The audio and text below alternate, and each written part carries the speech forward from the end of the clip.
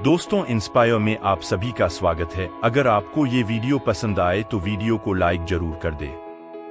तो चलिए इस कहानी को शुरू करते हैं। एक बार की बात है, एक सन्यासी और दो लकड़हारे एक जंगल से गुजर रहे थे। लकड़हारे जो होते हैं वह थोड़े डरपोक होते हैं।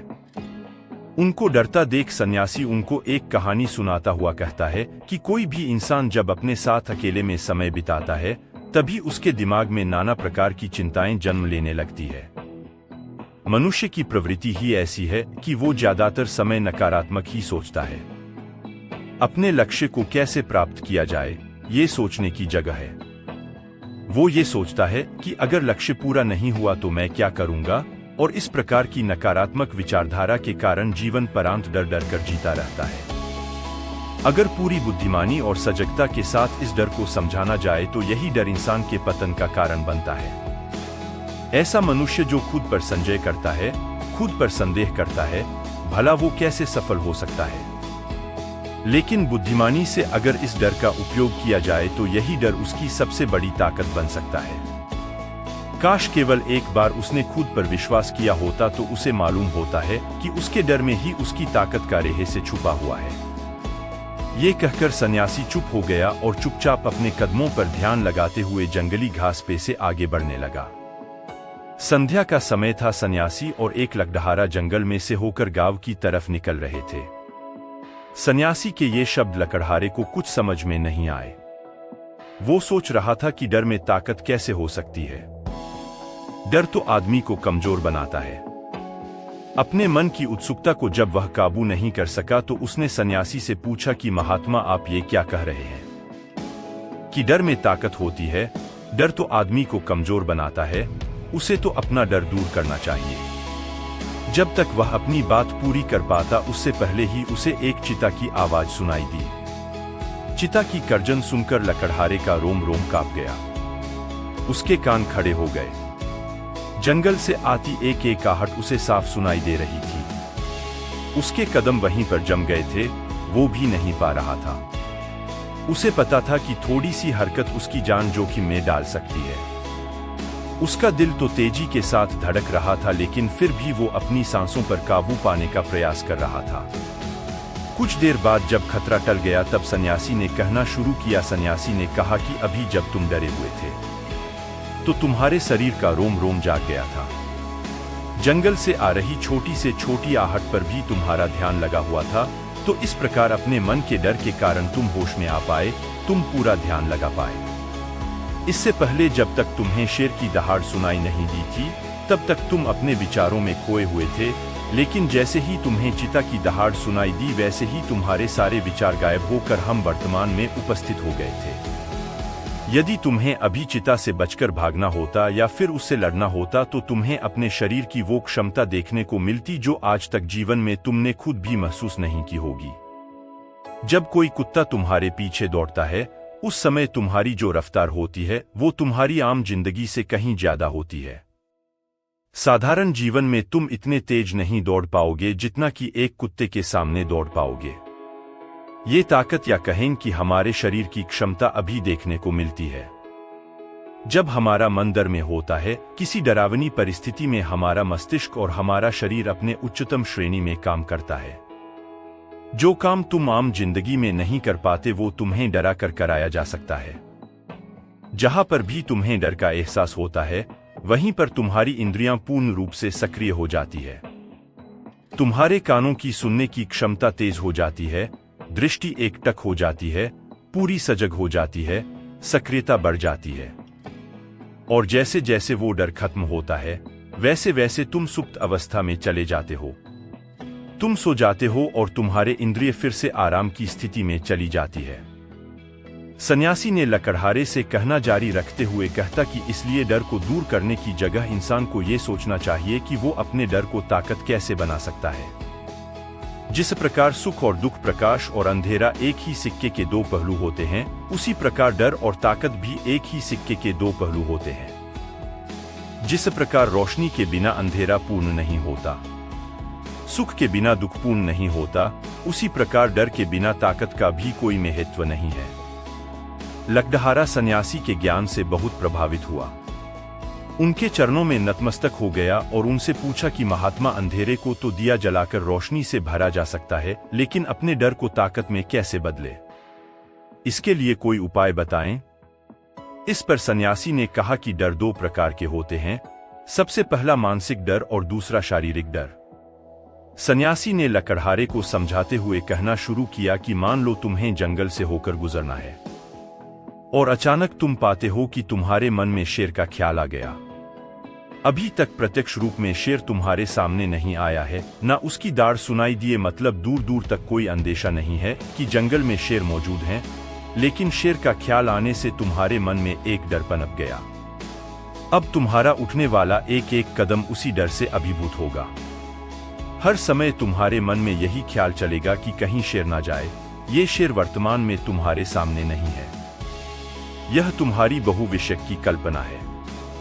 इसी प्रकार जो मनुष्य अतीत और भविष्य की चिंताओं में डूबा रहता है, वो मानसिक डर का शिकार होता चला जाता है। इसी विडंबना के कारण वो अपने जीवन में जीतने भी निर्णय लेता है। वो सारे मानसिक डर से ग्रसित होते हैं। इसीलिए ज्यादातर मनुष्य पूर्ण रूप से अपने निर्णय पर भरोसा नहीं कर पाते हैं, और यही निर्णय या फिर फैसले जो आधे मन से लिए जाते हैं, मनुष्य के कार्य को पूरा नहीं होने देते। लेकिन ये भी सत्य है कि मानसिक डर के कारण ही इंसान अपनी तैयारी पूरी करता है। अगर तुम्हारे मन में शेर का ख्याल नहीं आएगा तो तुम शेर से सुरक्षा के लिए कोई भी कदम नहीं उठाओगे। लेकिन अगर तुम्हें शेर का ख्याल आ गया तो तुम उससे सुरक्षा के लिए कोई ना कोई तरीका जरूर अपनाओगे। तो इसीलिए मानसिक डर बेकार नहीं होता, वो आपकी सुरक्षा को और ज्यादा मजबूत भी करता है। लेकिन समस्या तब शुरू होती है जब आप चाहकर भी कुछ नहीं कर सकते, लेकिन उसके बावजूद आप मानसिक डर झेल रहे होते हो। उदाहरण के लिए, कुछ मनुष्य हमेशा ये सोचते रहते हैं कि उन्हें कोई बीमारी ना हो जाए, कहीं उनके साथ कोई दुर्घटना घट जाए। लेकिन इन सब घटनाओं पर उनका कोई जोर नहीं होता है, ये उनके हाथ में नहीं होता है।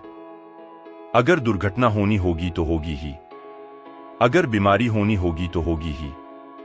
अच्छा खानपान और अच्छी दिनचर्या का पालन करने के बाद भी अगर कोई मनुष्य बीमार हो जाता है तो ये उसके नियंत्रण के परे की बात है।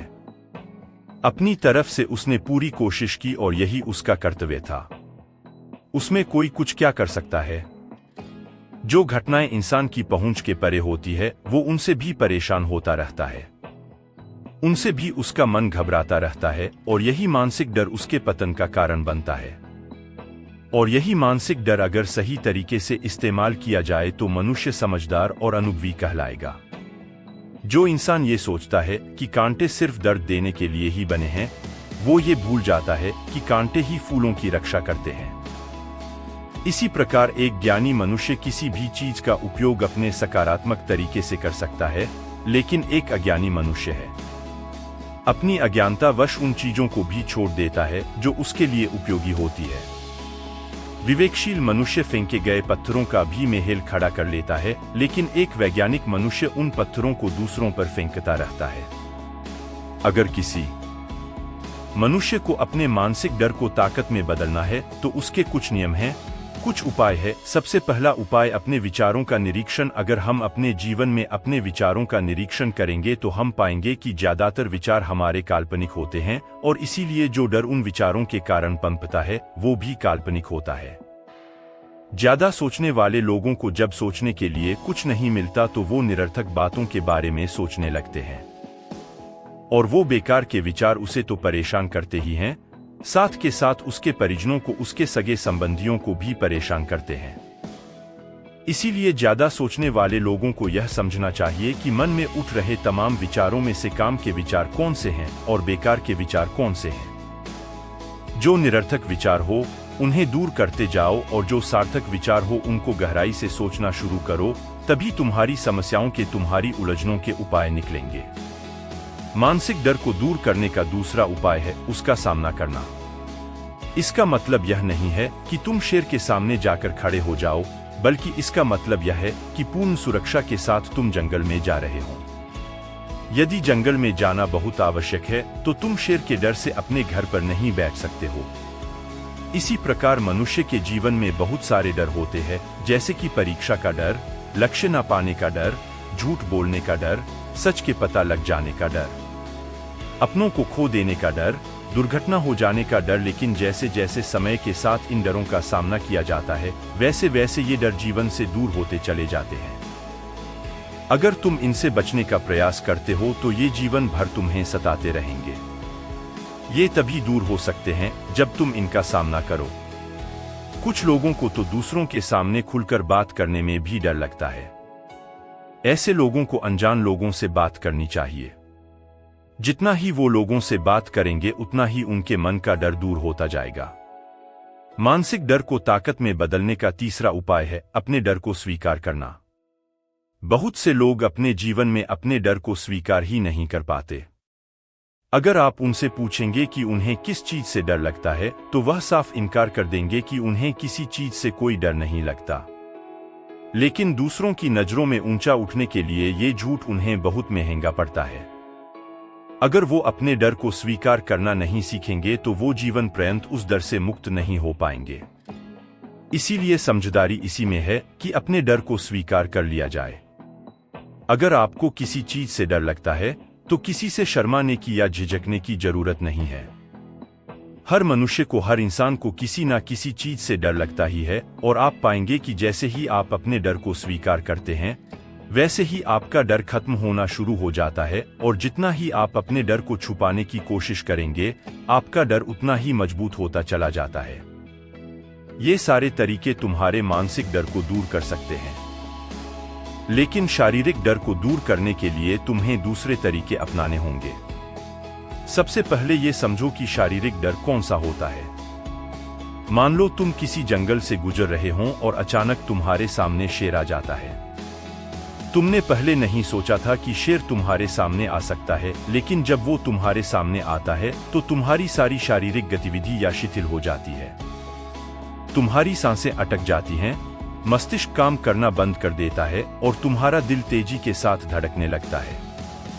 तो इसीलिए जब बिन सोची बात हमारे साथ घटित होती है तो हमारा शरीर उस डर को महसूस कर पाता है, और वही शारीरिक डर कहलाता है। ऐसे समय में शारीरिक डर को दूर करने के कुछ उपाय हैं, कुछ तरीके हैं। सबसे पहला उपाय तो यही है कि अपने ऊपर संयम रखें। जब किसी मनुष्य के साथ बिन सोची बात घटती है तो सबसे पहले उसका संयम टूट जाता है, और संयम टूटने के साथ उसका मस्तिष्क काम करना बंद कर देता है, और इसी वजह से सोचने और समझने की प्रक्रिया भी रुक जाती है, क्योंकि हमारा शरीर उसी प्रकार कार्य करेगा। इस प्रकार हमारा मस्तिष्क उसे निर्देश देगा। अगर मस्तिष्क की सोचने समझने की शक्ति खत्म हो गई तो हमारा शरीर भी शिथिल हो जाता है। तो इसीलिए अगर कठिन समय में मनुष्य अपने ऊपर संयम रखता है तो उसका मस्तिष्क सही तरीके से काम करता है, और वो सही निर्णय लेकर उस परिस्थिति से तत्काल बाहर आ सकता है। यहाँ पर दूसरा उपाय समझने का यह है कि जीवन में कुछ भी घटित हो सकता है। जीवन बड़ा चमत्कारिक होता है। वो हमारी सोच के अनुरूप नहीं चलता, बल्कि उसमें कुछ भी हो सकता है, और यही जीवन की खूबसूरती होती है। अगर आपको आज ही पता चल जाए कि आने वाले 10 साल तक अब क्या कर पाएंगे तो आपकी जीवन में से रुचि खत्म हो जाएगी। लेकिन अगर जीवन एक रहस्यमयी किताब की तरह बना रहेगा तो आप अपने जीवन से कभी नहीं थकेंगे। आपका जीवन आपको आश्चर्यचकित करता रहेगा। इसीलिए यह समझो कि जीवन में कुछ भी घटित हो सकता है, तुम्हारी सोच से परे भी घटित हो सकता है। इसीलिए कुछ अनुमान मत लगा लेना। किसी सोच को लेकर सन्यासी ने अपनी बात खत्म करते हुए कहा कि इन तरीकों से तुम अपने मानसिक और शारीरिक डर को दूर कर सकते हो और आनंद से भरा हुआ जीवन जी सकते हो। तो दोस्तों, कैसी लगी ये कहानी आपको कमेंट सेक्शन में कमेंट करके जरूर बताना। अब तक बने रहने के लिए धन्यवाद।